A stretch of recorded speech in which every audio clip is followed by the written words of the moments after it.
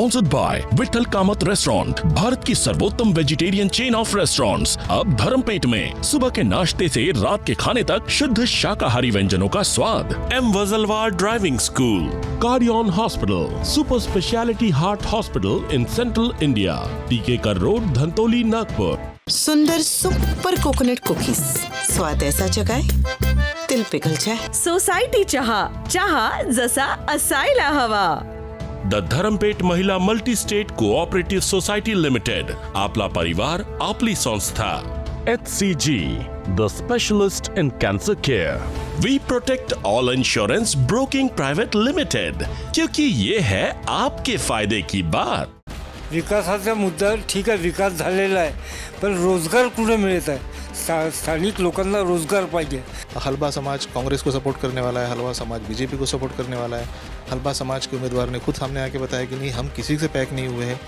ही निवडणूक राजकीय पक्ष कुठले असो, तो जाती आधारात उमेदवार होते।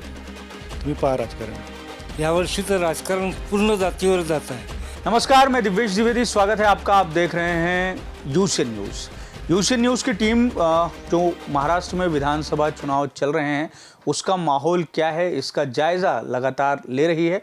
अब बस कुछ ही दिन बचे हुए हैं जिसके बाद में जनता अपने जनमत को अपने मतों के माध्यम से परिवर्तित करेगी और ये सुनिश्चित करेगी कि आखिर वो कौन से विधायक को चुनने वाली है, और विधायकों के चुनाव के बाद में ये तय हो जाएगा कि राज्य में आखिर किसकी सरकार बनेगी। तो जो मौजूदा परिस्थितियां हैं उन परिस्थितियों में हम देख रहे हैं कि जो उम्मीदवार हैं, राजनीतिक दल हैं, महायुति या महाविकास आघाड़ी है, वो अपने अपने स्तर पर चुनाव प्रचार कर रही है, जनता के बीच पहुंचने की कोशिश कर रही है और अपने मुद्दों को सामने रख रही है। तो जनता के बीच में कौन से मुद्दे हैं? 20 तारीख को मतदान होगा, तो जो मतदान होगा तो मतदाता के मन में क्या कुछ चल रहा है, और ख़ासतौर से विदर्भ की जो सीटें हैं वहाँ पर किस तरीके की स्थिति और परिस्थिति है, और उससे भी खास कि नागपुर जिले की जो 12 सीटें हैं उसकी क्या स्थिति और परिस्थिति है, इसको हम जानने की, समझने की कोशिश करेंगे। हमारे इस खास कार्यक्रम में मेरे साथ मौजूद हैं नागपुर शहर के कुछ वरिष्ठ पत्रकार जो लगातार राजनीतिक स्थितियों और परिस्थितियों पर नज़र रख रहे हैं और आखिर इनके नज़रिए से चुनाव किस तरीके से है, इसको हम समझने की कोशिश करेंगे। मेरे साथ हैं रवि गजभिये, आप नौराष्ट्र से हैं और वरिष्ठ पत्रकार हैं। हमारे साथ हैं इरशाद शेख, आप पुण्य नगरी से हैं, और हमारे साथ में हैं चार्ल्स साल्वे PTI से। तो सबसे पहले रवि सर, आप ही से शुरू करते हैं कि बस कुछ ही दिन, या हम ऐसा कह भी सकते हैं कि कुछ ही घंटे जो हैं वो मतदान को बचे हुए हैं, तो आखिर में मतदाताओं के बीच में क्या कुछ मिजाज आपको दिखाई देता है? क्या मतदाताओं के मन में चल रहा है? कौन से मुद्दों पर इस बार वोटिंग होगी? इस बार का यावेळेस जे निवडणूक आहे ते थोडी वेगळ्या अर्थानं लढली जात आहे। म्हणजे दोन पक्षांची फाटाफूट झाल्यानंतर, म्हणजे दोन पक्ष तुटले आणि दोन नवीन पक्ष जन्माला आली, त्या पार्श्वभूमीवर होत आहे। आणि त्यापूर्वी जे काही राजकारण महाराष्ट्रात झालं त्या राजकारणाकडे बघता ही निवडणूक जी आहे ती वेगवेगळ्या अर्थाने कंगोली जात आहे। मला वाटतं की ज्या पद्धतीचे लोककल्याणकारी योजनांचा घोषवारा झाला आहे, मग तो महाविकास आघाडीने दिला आणि महायुतीने दिला, त्याकडे बारकाईने लक्ष मतदारांचे आहे। पण मूलभूत गरजा ज्या, मूलभूत प्रश्न ते कायम आहेत। म्हणजे महागाई आहे, बेरोजगारी आहे, त्यानंतर पायाभूत सुविधा ज्या झाल्या त्या अपेक्षेप्रमाणे झालेल्या नाही, त्यामुळे ते पण मुद्दे आहेत। पण विशेषतः लोकांच्या जनभावनेशी आणि जे लोकांच्या गरजा पूर्ण करणाऱ्या ज्या योजना आहेत किंवा प्रश्न आहेत ते सुटावे अशी अपेक्षा लोकांना आहे। आता लाडली बहीण योजनेअंतर्गत महिलांना मिळालं, पण त्याचा फायदा नेमका किती लोकांना मिळाला किंवा त्याचा फायदा किती दिवस चालेल ही याबाबत शंका आहे। त्याशिवाय राज्यातले उद्योगधंदे आपल्याकडचे जी तक्रार आहे की बाबा ते दुसऱ्या राज्यात पळवले गेलेले आहेत, खूप मोठा एक बॅकलॉग तयार झालेला आहे रोजगाराच्या संदर्भात। तरुणांना नोकरी मिळत नाही। आधी असं होतं की विदर्भातले तरुण मुंबई पुण्याकडे जात होते, आजही ती कायम आहे गती। इथं आपल्याकडे वेगवेगळे हब्स झाले, IT हब्स झाले, मिहानमध्ये काही कंपनी आल्या, रोजगार मिळाला आहे, पण त्या प्रमाणात ज्या गतीनं मिळायला पाहिजे त्या गती मिळाला नाही। महागाई, पायाभूत सुविधांचे प्रश्न, शेतीचे प्रश्न आहेत, तिथं धान कापूस उत्पादक शेती मोठ्या प्रमाणात आहे, त्यांचे प्रश्न आहेत। हे सगळे प्रश्न जटिल आहे आणि ज्या पद्धतीने निवडणूक जसा प्रचार पुढे जाईल तसे मुद्दे आणि त्या मुद्द्यांच्या संदर्भात राजकीय पक्षांच्या भूमिका आणि त्यांचे नेत्यांची जे काही वक्तव्य येतील त्याकडे हा सायलेंट मतदार जो आहे तो नजर ठेवून आहे. और साइलेंट जो मतदाता है वही बहुत महत्वपूर्ण होता है सरकार को बनाने में और गिराने में. इनका प्रतिशत बड़ा कम होता है लेकिन बड़े महत्वपूर्ण होते हैं. हमारे साथ इरशाद भाई हैं. इरशाद भाई, ये बताइए कि कौन से मुद्दे जनता के बीच में आपको दिखाई दे रहे हैं, कौन से मुद्दे हैं और किन मुद्दों पर चर्चा हो रही है, और या मतदार अब भी अपने मिजाज को सार्वजनिक तौर पर प्रस्तुत नहीं कर रहा है कि वो किन मुद्दों के साथ में या किन पार्टियों के साथ में, किस पॉलिटिकल एजेंडे के साथ में है, या ऐन वक्त पर ही वो निर्णय लेगा. क्या आपको लगता है, क्या स्थितियां परिस्थितियां दिखाई देती हैं? विधानसभा निवडणुका घोषित झाल्या तेव्हा प्रत्येक पक्षाकडून विकासात्मक बाबी मुद्द्यांमध्ये त्यांच्या होत्या की उद्योग असतील, रोजगार असतील, किंवा सत्ताधारी महायुतीकडून लाडली बहीण योजना जी आहे त्याला त्यांनी खूप प्रमोट केलं आणि विरोधक म्हणजे महाविकास आघाडी लाडली बहीण योजना देणार नाही किंवा ते सावत्र भाऊ आहेत अशा पद्धतीचाही प्रचार झाला. नंतर मात्र महाविकास आघाडीने कर्नाटकच्या धर्तीवर आम्ही इकडे जर महायुती 1500 देत असेल तर आम्ही त्यांना 3000 देऊ हा जो स्टँड घेतला. त्यानंतर लाडली बहीण योजना हा मुद्दा सध्या महायुतीनेही प्रचारातून थोडा मागे घेतलेला आहे. त्यामुळे जसे जसे दिवस समोर जात आहेत निवडणुकीचे, प्रचाराचे आणि स्ट्रॅटजीचे मुद्दे हे बदलत चाललेले आहेत. काँग्रेसने लोकसभा निवडणुकीत ज्या पद्धतीने संविधानाचा मुद्दा आणला होता तो मुद्दा राहुल गांधी किंवा महाविकास आघाडीच्या इतर नेत्यांद्वारे तो पुन्हा एक स्ट्रॉंग पद्धतीने मांडण्याचा त्यांचा प्रयत्न आहे. आणि इकडे महाविकास आघाडी किंवा भाजपातर्फेही एक वेगळी स्ट्रॅटजी निवडणूक जिंकावी या संदर्भात त्यांची पण सुरू आहे. त्यामुळे सध्या मुद्दे जे आहेत ते बदलताना दिसत आहेत. आता आज 16 तारीख आहे, आणखी 2 दिवस प्रचाराला आहेत. या 2 दिवसात या मुद्द्यांमध्ये काय परिवर्तन होतं हे बघणंसुद्धा एक औत्सुक्याचं राहणार आहे. पण यात एक निश्चित आहे की प्रत्येक म्हणजे महाविकास आघाडी असो की महायुती असो हे दोन्हीही पक्ष जनतेला आम्ही कशा पद्धतीने चांगले आहोत हे दाखवण्याचा प्रयत्न करतील. पण या एका गोष्टीत झालेलं आहे की मतदार जो आहे तो अद्याप डिसाईड करू शकत नाही आहे की मला कुठे जायचं आहे. कारण की 2019मध्ये ज्या पद्धतीने महाराष्ट्रातल्या राजकारणात परिवर्तन झालेलं आहे की राष्ट्रवादीचे 2 तुकडे झाले आपण त्याला म्हणू किंवा शिवसेनेचे 2 तुकडे झाले. त्याच्यामुळे काय झालं की महाविकास आघाडी महायुती या दोन्ही पक्षांमध्ये तिकडेही राष्ट्रवादी आहे, इकडेही राष्ट्रवादी आहे, इकडेही शिवसेना आहे, तिकडेही शिवसेना आहे. म्हणजे एक जर आपण काँग्रेस आणि राष्ट्रवादी हा जर विचार केला तर ही यांची एक विचारधारा वेगळी आहे पण त्यांच्यासोबत शिवसेना जोडलेली आहे. त्यामुळे काँग्रेस आणि राष्ट्रवादीचा जो मतदार आहे तो शिवसेनेला बघून कुठेतरी डिस्टर्ब होतो. त्याच पद्धतीने महायुतीमध्ये शिवसेना आणि भाजपा हे तर आहेच पण तिथं राष्ट्रवादी आलेली आहे. त्यामुळे भाजपा आणि शिवसेनेचा मतदार राष्ट्रवादीला पाहून डिस्टर्ब होतो. म्हणजे हे डिस्टर्ब होण्याचं प्रमाण हे दोन्हीकडे आहे. त्यामुळे मला वाटतं की हे प्रचार जेव्हा संपेल, प्रचाराची धोराडी जेव्हा संपेल आणि 18 तारखेनंतर तर तो जो 19 तारखेचा आणि 18 नंतर 19 त्या एका दिवसात मतदाराला खऱ्या अर्थाने वेळ मिळणार आहे की त्यांनी कुठे जावं, कोणत्या बाजूनी मतदान करावं. पण तोपर्यंत आपल्यासाठी उत्सुकाचं राहील की या 18 तारखेपर्यंत प्रचाराचे मुद्दे आणखी काय काय वेगळे वेगळे येतात. चार्ल्स भाई, अब आपके पास में आएंगे. आप बताइए कि आपको क्या लगता है कि कौन कौन से मुद्दे जो हैं वो चुनाव में पब्लिक के बीच में बहुत ज़्यादा असर करते हुए हमें दिखाई दे रहे हैं? देखिए, मोस्टली ऐसा हो रहा है कि भाजपा के और महायुति के बड़े बड़े राष्ट्रीय नेता ये विदर्भ में इनका टूर हो रहा है और काफ़ी प्रेस कॉन्फ्रेंसेस ले लोगों तक पहुंचने की कोशिश कर रहे हैं. ऐसा हुआ है कि लोकसभा इलेक्शंस जो अभी हुए थे इसमें विदर्भ में जो कॉन्स्टिट्यूशन चेंज करने का जो एक नैरेटिव नहीं कहूँगा मैं, जो एक ये चला था उसमें महायुति को बहुत नुकसान हुआ था. ठीक है, तो अभी ऐसा हो रहा है कि जितने भी राष्ट्रीय नेता आ रहे हैं, जब हम उनके प्रेस कॉन्फ्रेंसेस अटेंड कर रहे हैं, जो उनके अटेंड कर, तो हमको ये समझ में आ रहा है कि वो ये कॉन्स्टिट्यूशन जो चेंज हो रहा है वो नैरेटिव को बहुत काउंटर करने की कोशिश कर रहे हैं. वो दलित और बुद्धिस्ट जो और हमारे ट्राइबल जो ये उनको वे अप्रोच करने की कोशिश कर रहे हैं, उनको वे कन्विंस करने की कोशिश कर रहे हैं कि ऐसा है नहीं. इसके अलावा वे जो नागपुर में जो इंफ्रास्ट्रक्चर का जो विजुअल इंफ्रास्ट्रक्चर का जो काम हुआ है उसको वे प्रमोट कर रहे हैं. वो लाडली बहन योजना को प्रमोट कर रहे हैं. उनका बेसिकली उनका कॉन्स्टिट्यूशन का जो नैरेटिव है उसको काउंटर करने की वो बहुत कोशिश कर रहे हैं.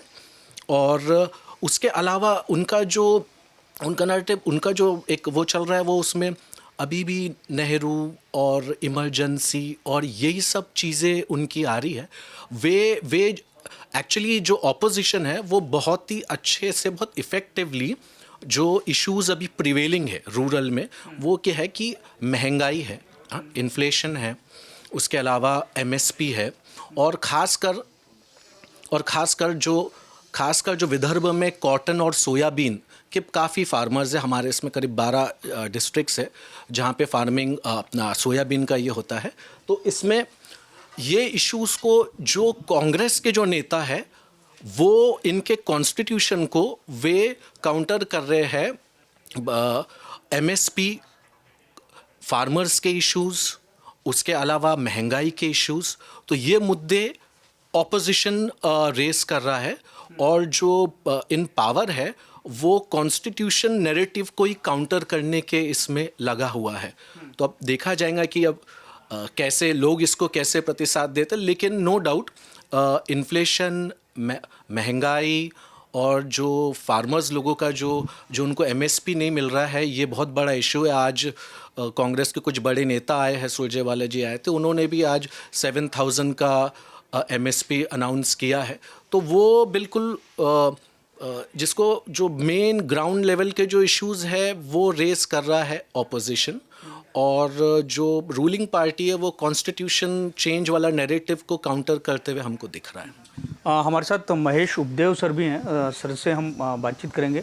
सर, हम चर्चा कर रहे हैं कि कौन कौन से मुद्दे जो हैं वो जनता के बीच में विधानसभा चुनाव में दिखाई दे रहे हैं। आपको क्या लगता है कि कौन कौन से मुद्दे हैं, और ये स्थिति अब भी दिखाई देती है कि जब प्रचार शुरू हुआ था तो सत्ता पक्ष की ओर से लाडली बहना, विकास, ये सारी बातें जो है वो बहुत ज़्यादा की जा रही थी, लेकिन अब वो मुद्दे भी हमें बदलते हुए दिखाई दे रहे हैं। और जो स्थानीय मुद्दे हैं, चाहे वो किसानों के हों, महंगाई हो, रोज़गार हो, अगर हम नागपुर में हैं तो मिहान के विकास का मुद्दा हो या क्षेत्र के विकास का मुद्दा हो, ये आपको ऐसा लगता है कि दिखाई देता है कि ये मुद्दों पर चर्चा हो रही है क्या? स्थानिक मुद्दे सोडून आता भाजप धर्माच्या याच्यावर उतरली आहे. त्यांनी स्थानिक मुद्दे सोडून दिलेले आहे, धार्मिक मुद्द्यावरून राजकारण करत आहे आणि द्वेषाचं राजकारण पेटवण्याचं काम भाजप करत आहे.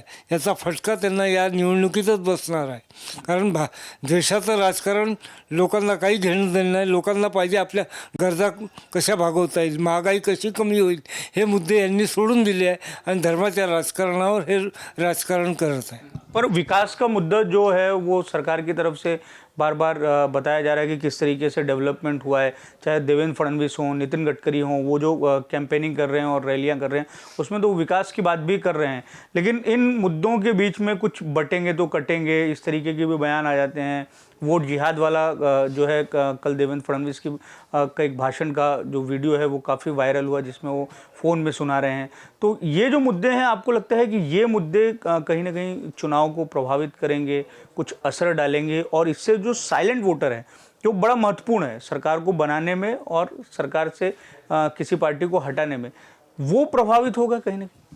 विकासाचा मुद्दा ठीक आहे, विकास झालेला आहे, पण रोजगार कुठे मिळत आहे? स्थानिक लोकांना रोजगार पाहिजे. विदर्भ वृद्धाश्रम झालेला आहे, प्रत्येक घरचा मुलगा मुलगी बाहेर शिकायला आहे आणि इथे म्हातारे इथे राहत आहे. विकास केला असता तर मुलांना रोजगार मिळाला, रोजगार दिसत नाही, म्हणून आता रोजगार आपण देऊ शकत नाही. म्हणून त्यांनी आता कटंगे ते बटंगे यांनी काही होणार नाही, कारण लोकांना पाहिजे रोजगार, महागाई कमी पाहिजे. गॅस सिलेंडरचे भाव तुम्ही 850च्या वरती गेले आहे, तेलाचे भाव 2400च्या वरती गेले आहे. लोकांना स्थानिक म्हणजे मूलभूत गरजा पूर्ण करा, ही जनतेची गरज है. पर यहाँ का जो मतदाता होगा, खास तौर से अगर हम नागपुर की बात करें तो वो मेट्रो भी देखता होगा, IIM भी देख रहा होगा, एम्स भी देख रहा होगा, IIIT भी देख रहा होगा. बीजेपी की तरफ से एक बड़ी बात कही जा रही है कि एक एजुकेशन हब बड़ा तैयार किया गया है नागपुर को. एज्युकेशन हब तयार केला आहे, पण रोजगार कुठे आहे? तिथे शिकल्यानंतर रोजगार मिळत नाही मुलांना. जसे ग्रॅज्युएट झाल्यानंतर मुलांना बाहेर नोकरीसाठी फिरवा, तुम्ही रोजगार द्या ना. रोजगारच नाही इथे. प्रत्येक घरातले 2 मुलं पुणे आणि बेंगलोरमध्ये शिकायला आणि नोकरीला आहे.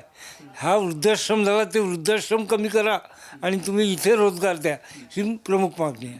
रवि जी, अब जब कैंपेनिंग की महाराष्ट्र में शुरुआत हुई तो पार्टियों की तरफ से जो मुद्दे थे अब वो मुद्दे थोड़े से नदारद दिखाई दे रहे हैं। शुरुआत में बड़ी चर्चा हुई राज्य में जो लाडली बहना योजना है, और वो प्रभावी तो है, इसमें कोई दो मत नहीं, क्योंकि अपोजिशन ने भी उसको अडॉप्ट किया और उसकी राशि बढ़ाकर देने का ऐलान किया।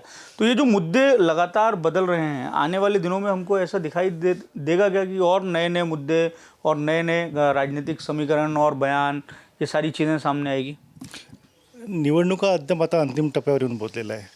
मुद्दे जे आधी जे होते ते मुद्दे बदलत चाललेले आहे. जसजशी हवा पुढे पुढे जाते तसतसे मुद्दे बदलत जाते. राजकीय पक्ष त्यानुसार आपली स्ट्रॅटेजी ठरवत असते. आधी काय होतं की आधी यांनी आपली लाडकी बहीण योजना आणि बाकी योजनांच्या कल्याणकारी योजनांचा खूप गाजावाजा केला. प्रचाराच्या पहिल्या टप्प्यामध्ये त्या लोकांनी ते मुद्दे मतदाराने मांडले.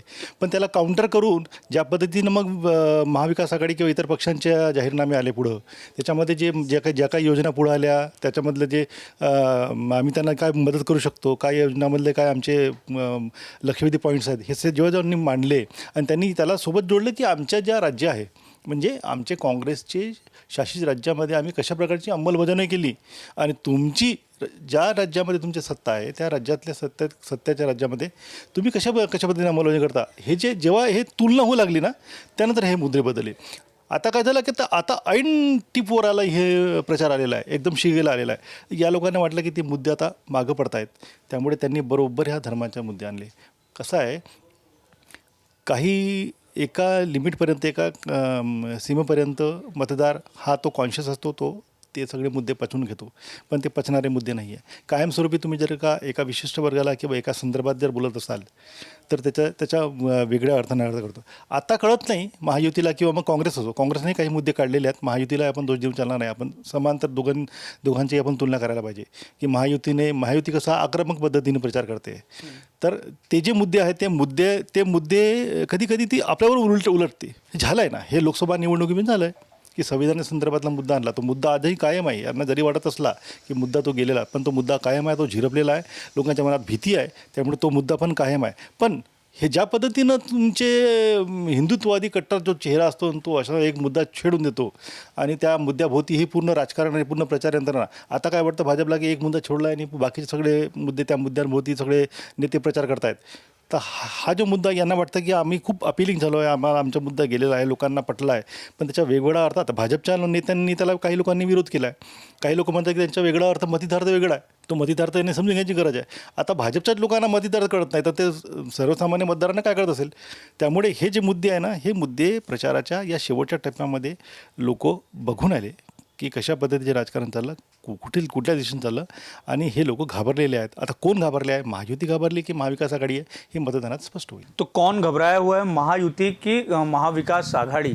तो क्या लगता है कि आपको कि अब भी ये जो दोनों बड़े गठबंधन हैं, ये भी जनता के मिजाज को या मूड को नहीं पकड़ पाए हैं कि उसी सिरे से बढ़ते हुए हमें मतदाताओं के बीच में जाना चाहिए, इसीलिए जो मुद्दे हैं, पॉलिटिकल मुद्दे, वो इतने फ्लो हो रहे हैं और हर दिन हमें नए नए मुद्दे दिखाई दे रहे हैं?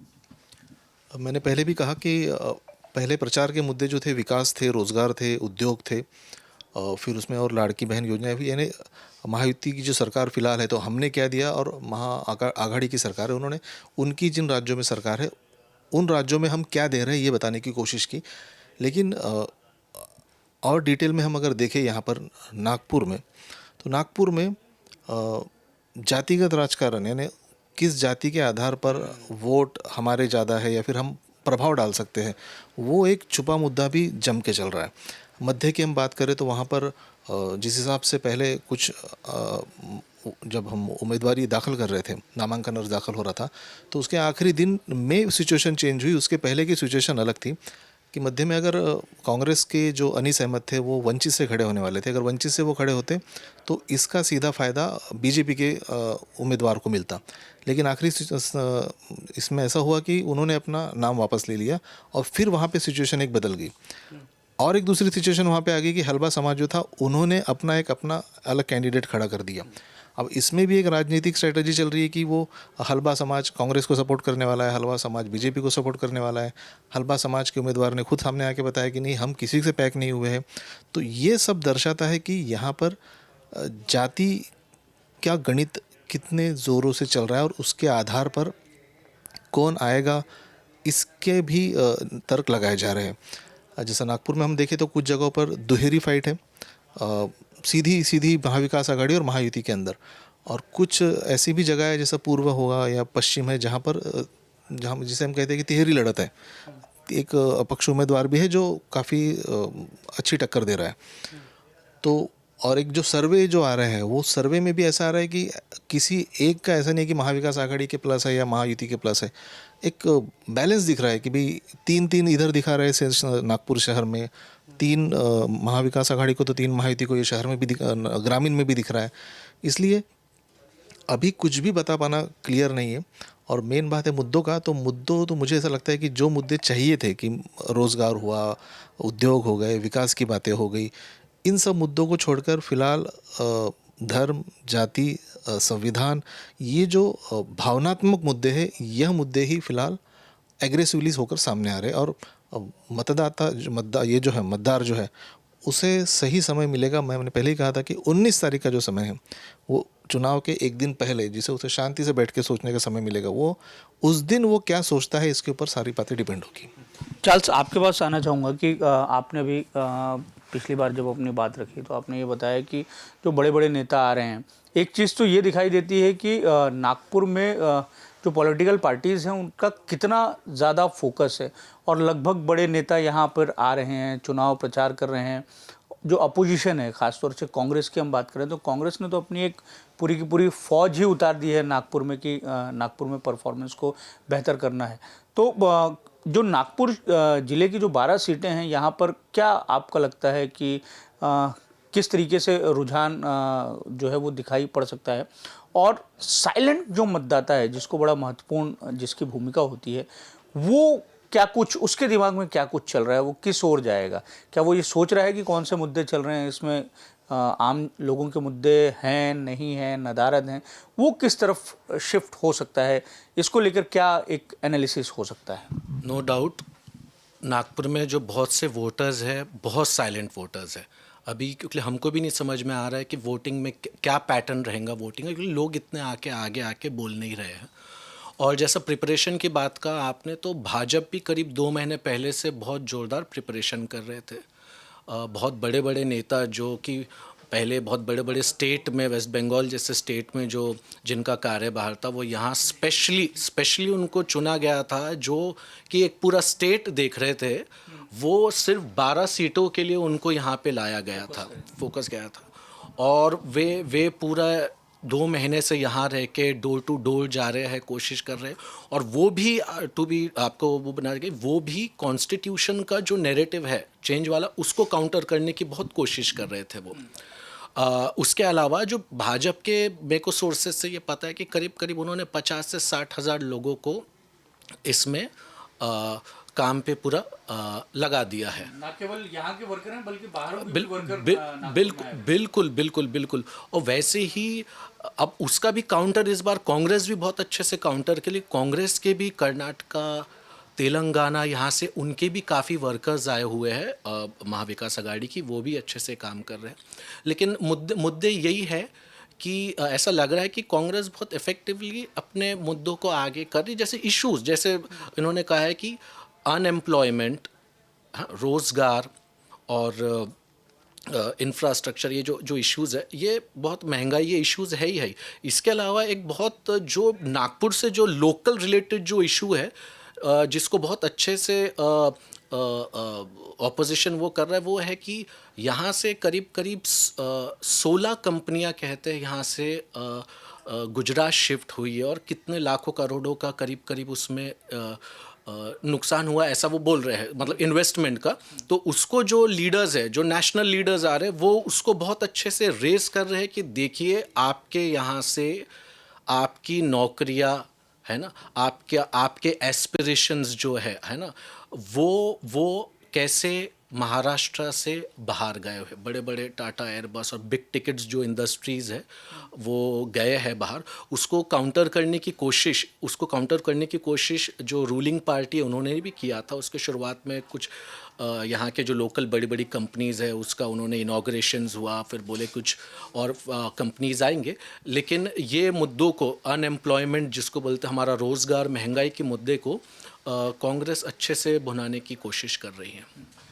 एक सवाल ये है कि कास्ट वाला फैक्टर कितना काम कर रहा है, क्योंकि बहुत सारी ऐसी जो सीटें हैं वहाँ पर कास्ट जो वाली जो स्थिति है वो बहुत ज़्यादा प्रबल है, बहुत मजबूत स्थिति में है। और चूंकि नागपुर जो ज़िला है वहाँ पर कुनबी मतदाताओं की जो संख्या है, तो कुनबी किसकी तरफ जाएगा ये भी बड़ा महत्वपूर्ण होता है। तो आपको क्या लगता है कि कुनबी किसकी तरफ जा सकता है, और जातिगत राजनीति वाले जो मुद्दे हैं क्या वो काम कर रहे हैं? जैसे आपने अभी मध्य नागपुर की सीट का जिक्र किया, तो स्थिति ऐसी बन गई कि हलवा किस ओर रहेगा, जिसकी तरफ हलवा का झुकाव रहेगा या वोट का डाइवर्शन किस तरफ से कितना होता है, उसके हिसाब से वहाँ पर उम्मीदवार के विजय वाली स्थिति और परिस्थिति बनेगी। मुस्लिम भी एक फैक्टर है उसी सीट में। कास्ट वाला जो ये सारी पॉलिटिक्स है, जाति वाली राजनीति है, वो आपको लगता है कि कितना असरदार दिखाई दे रहा है इस चुनाव में? कास्ट वाला फैक्टर जो है वो आपको विनिंग का हिसाब से फैक्टर नहीं देखा जा सकता, लेकिन मतों को बढ़ाने के हिसाब से वो ज़रूरी होता है। लेकिन आप जहाँ भी देखोगे कुनबी अगर हम बात करें तो उस कॉन्स्टिट्यूंसी में दोनों उम्मीदवार कुनबी हैं, तो बिल्कुल ऐसा नहीं होगा कि भाई सारे कुनबी किसी एक की तरफ जाएंगे, क्योंकि समाज के अगर हिसाब से देखा जाए तो ये उम्मीदवार भी कुनबी है, वो उम्मीदवार भी कुनबी है। बस हो ये रहा है कि दोनों उम्मीदवार की तरफ से हमें ज़्यादा सपोर्ट मिल रहा है ये बताने की पूरी कोशिश अभी चल रही है। और ये सिर्फ ऐसा हम ऐसा नहीं बोल सकते सिर्फ कुनबी में, मुस्लिम समाज में है, हलबा समाज में है, आदिवासी में है, दलित समाज के वोट है।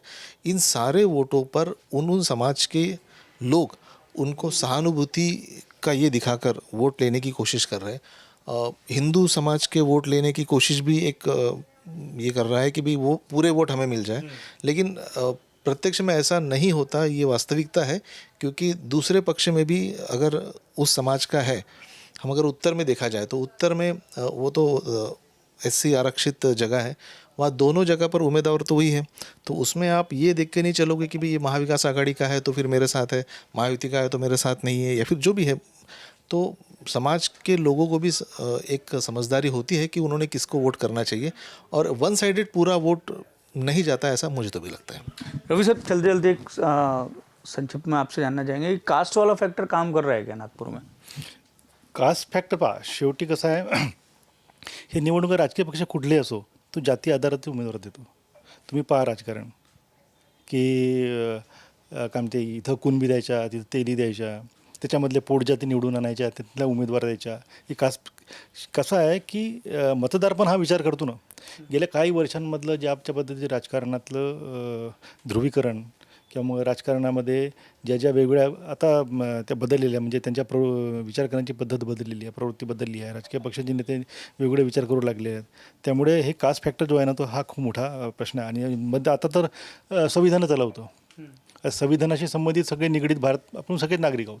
पण नेमकं कोणत्या कास्ट फॅक्टरवर ते जास्त प्रभावी ठरलं, त्यामुळे कास्ट फॅक्टर हा इथला महत्त्वाचा केंद्रबिंदू आहे. त्या आधारित त्या भोवती ही निवडणूक नक्कीच चालणार आहे.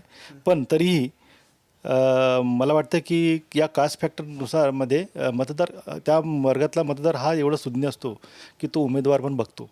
तो ये थे हमारे मेहमान जिन्होंने हमसे ख़ास बातचीत की और हमें ये समझाने की कोशिश की, हमारे दर्शकों को समझाने की कोशिश की कि आखिर जो विधानसभा चुनाव चल रहा है उसमें कौन कौन से मुद्दे काम कर रहे हैं और जो आम मतदाता है वो क्या कुछ सोचते हुए हमें दिखाई दे रहा है. तो महेश जी, रवि जी, इरशाद जी और चार्ल्स, आप सबों का बहुत बहुत धन्यवाद. हम अगली मुलाकात करेंगे और फिर हमारे दर्शकों के लिए चुनाव को समझने और समझाने का फिर एक बार प्रयत्न करेंगे. कैमरे के पीछे थे मेरे सहयोगी लोकेश मोहिते, मैं दिव्येश द्विवेदी. नमस्कार.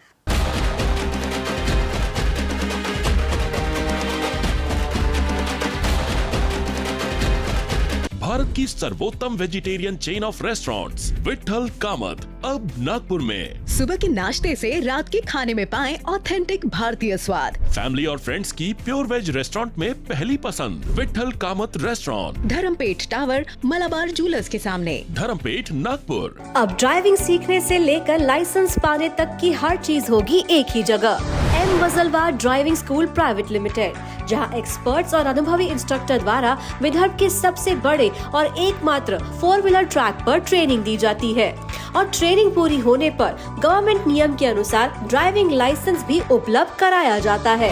M Wajalwar driving school private limited में मोबाइल एप्लीकेशन और ड्राइविंग सिमुलेटर द्वारा भी 4-व्हीलर ड्राइविंग की ट्रेनिंग दी जाती है। आज ही ज्वाइन कीजिए M Wajalwar driving school private limited या कॉल करें 9767774777 पर।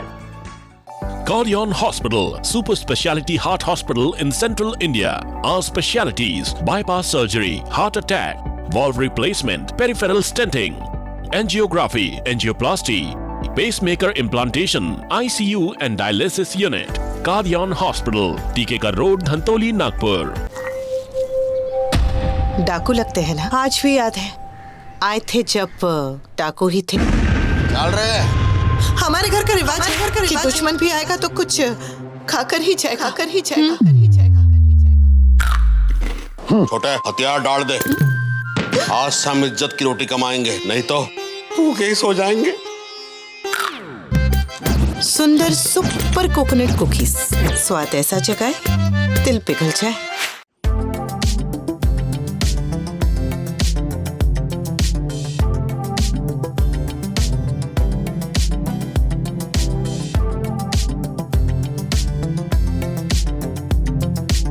HCG comprehensive cancer care centre, मध्य भारत का सबसे बड़ा BMT सेंटर एवं 2 बीम रेडिएशन टेक्नोलॉजी। अब आपको हैदराबाद, मुंबई, बैंगलोर जाने की जरूरत नहीं। Same treatment HCG cancer care centre में अत्याधुनिक सुविधाओं के साथ। महात्मा ज्योतिबा फुले जन आरोग्य योजना, प्रधानमंत्री जन आरोग्य योजना तथा सभी जन आरोग्य योजना लागू। हमारा पता automotive Chowk, Kalamna ring road, Nagpur. Appointment के लिए संपर्क करें। We protect all insurance broking private limited. We are your one-stop insurance broking solution. We provide health insurance, motor insurance, travel insurance, property insurance, commercial insurance, asset insurance, pet insurance and bite-size insurance. We protect all insurance broking private limited. क्योंकि ये है आपके फायदे की बात।